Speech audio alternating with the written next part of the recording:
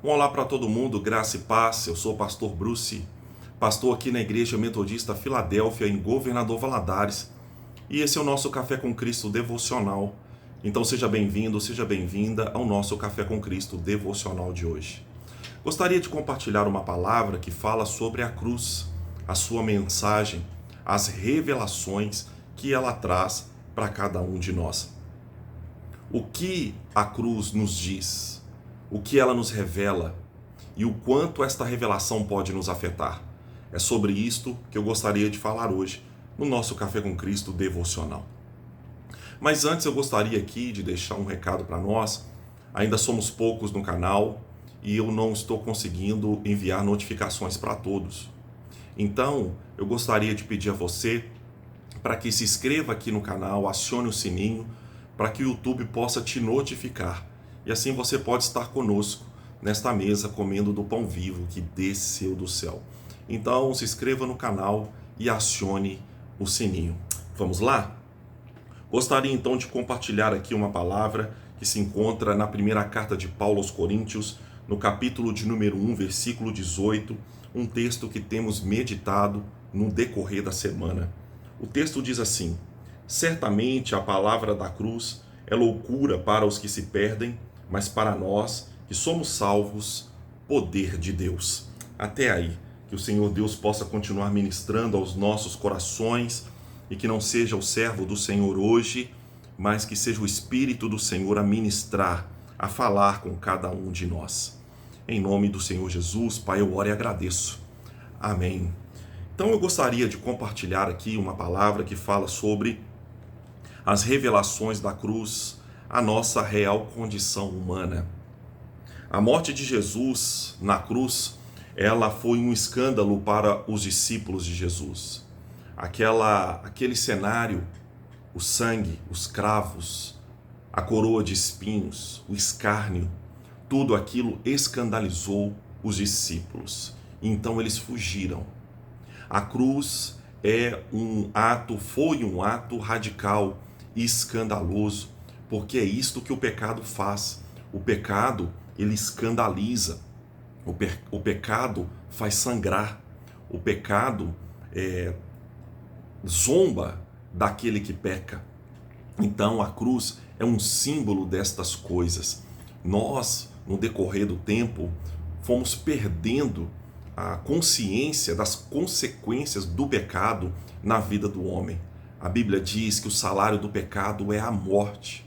Então, que nesse dia possamos ter esse entendimento, buscar crescer neste entendimento, de que o pecado é a causa de todos os males, de que o pecado é destrutivo, de que o pecado ele corrói esse canal de comunicação entre o céu e a terra, por onde percorre as águas que correm do trono de Deus.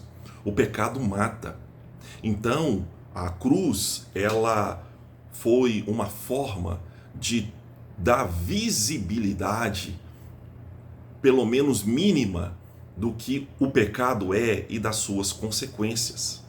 Então, os discípulos, eles não esperavam que aquilo acontecesse, pelo contrário, eles esperavam que Jesus fosse o Messias aos moldes do imaginário popular daquele tempo, que Jesus atendesse o padrão davídico de governo, de reino, que Jesus, como Messias, solucionasse todos os problemas, mas os problemas sociais, políticos, econômicos da nação de Israel. Então, os discípulos de Jesus, eles esperavam que Jesus fosse uma espécie de super-homem. Eles não esperassem que Jesus sangrasse como sangrou. Eles não esperavam que Jesus tivesse medo como ele teve. Eles não esperavam que Jesus morresse como ele morreu.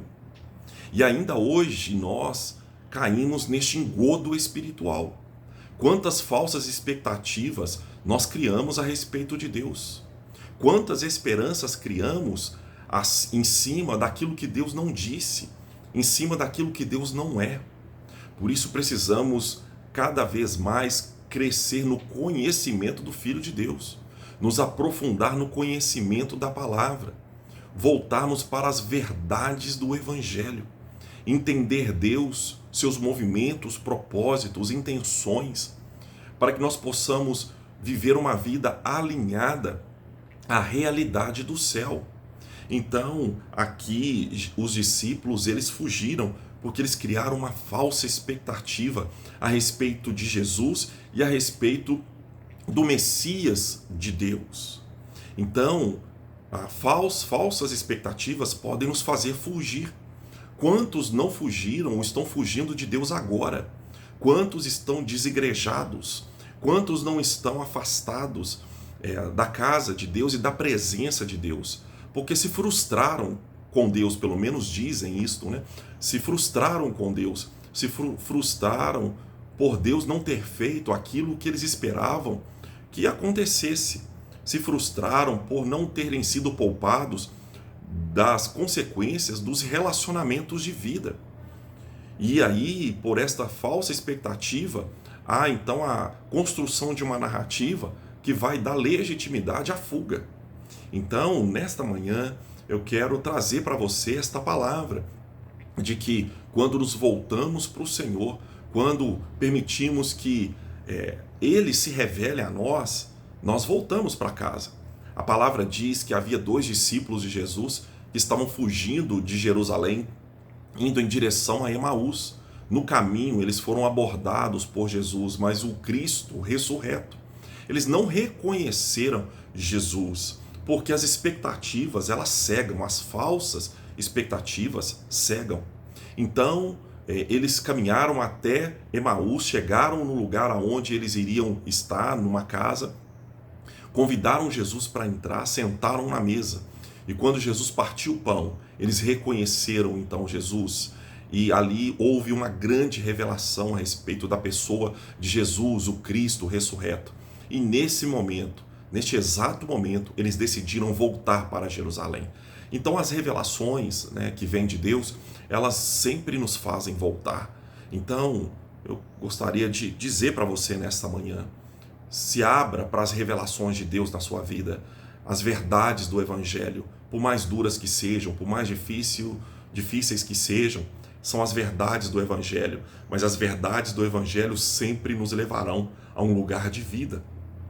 A cruz, ela revelou que Jesus, ele era 100% homem, 100% Deus, de que ele de fato era alguém que recebeu toda a autoridade de Deus, porque ele estava ali cumprindo aquilo que o próprio Pai havia falado a respeito de si mesmo, que iria se manifestar no Messias. Então, Jesus, ali na cruz, ele se revela como essa expressão de Deus na terra. Ele estava se cumprindo ali as profecias. Mas, no entanto, a cruz também ela vai revelar, ela vai falar sobre um outro aspecto de Jesus, aquele que nos faz, então, expurgar, que é a humanidade de Jesus. Então nós cremos que Jesus era 100% Deus, nós cremos que Jesus era uma expressão de Deus num homem, na pessoa de Jesus, um homem cheio de Deus e que recebeu de Deus a autoridade para governar e para ser o que foi. Mas a cruz também revela Jesus como um ser humano, e Jesus lá sangrou, Jesus lá gritou, Eli, Eli, lama sabachthani, Deus meu, por que me desamparaste? Lá na cruz também Jesus teve sede, ele disse, tenho sede. E então lá na cruz foi revelado toda a humanidade de Jesus. Ali na cruz foi revelado a expressão de um ser humano cheio de Deus. Nós somos chamados a nos tornar esta expressão, homens e mulheres cheios de Deus, que carregam toda esta humanidade com suas questões de vida, com as suas faltas, mas ainda assim com a presença de Deus. Então Jesus é a expressão de um homem, uma mulher cheio de Deus, que passando pelo Calvário não retrocedeu, porque ele confiou em Deus. Então a cruz, ela vai revelar um homem que era um homem com suas dores, suas dificuldades, suas necessidades, mas um homem que, apesar de tudo aquilo, ele faz uma escolha, ele toma uma decisão. Então hoje nós somos chamados a andar com Deus, e para andar com Deus nós precisamos tomar decisões, fazer escolhas, de prosseguir mesmo tendo em nossas mãos cravos, mesmo que esteja em nossas cabeças, como honra, uma coroa de espinhos. Então Jesus é a expressão de um ser humano que optou em prosseguir e em confiar e viver em obediência a Deus e fé na sua palavra. Então eu gostaria hoje, nesta manhã, de encerrar essa devocional falando sobre esse aspecto da revelação da cruz, da humanidade de Jesus. Jesus, ele era 100% homem, 100% Deus, o Kyrios, o Senhor. Ele recebeu do Pai esta autoridade de ser chamado de Senhor. No entanto, Jesus também, como homem, sangrou, sofreu, teve sede, viveu toda a sua humanidade. Jesus não burlou as regras, ele não trapaceou, ele viveu todo este processo de vida na terra como homem, mas como homem que também confiou, dependeu e esperou na providência de Deus.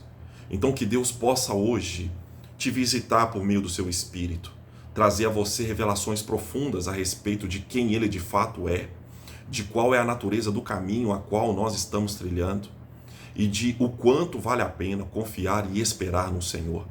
Que nos tornemos a cada dia homens e mulheres cheios de Deus, cheios do Espírito Santo de Deus, confiantes, sujeitos à sua vontade, homens e mulheres que confiam na fidelidade e na palavra do Senhor.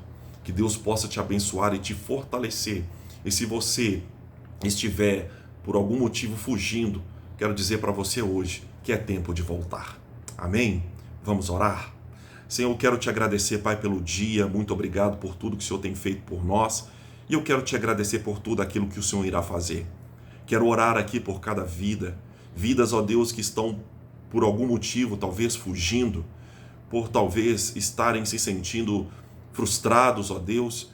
Ó Pai, em nome de Jesus, que caia por terra todo falso pensamento, toda falsa crença, toda falsa expectativa, que haja realinhamento, Senhor, de princípios, fundamentos e entendimento nessa manhã em nome de Jesus Cristo. Fortaleça nessa manhã os fracos, os abatidos, renove a fé do teu povo, que receba do Senhor a condição para tomar hoje uma decisão de permanecer na tua palavra. Senhor, em nome do Senhor Jesus Cristo, muito obrigado por tudo que o Senhor tem feito, e eu quero te agradecer por tudo que o Senhor irá fazer. Em nome do Senhor Jesus, eu abençoo cada vida. Amém e glória a Deus. Que Deus então possa continuar abençoando a sua vida, a sua casa, a sua família. Que tenham todos uma semana abençoada e vitoriosa em Cristo. Que Deus te abençoe.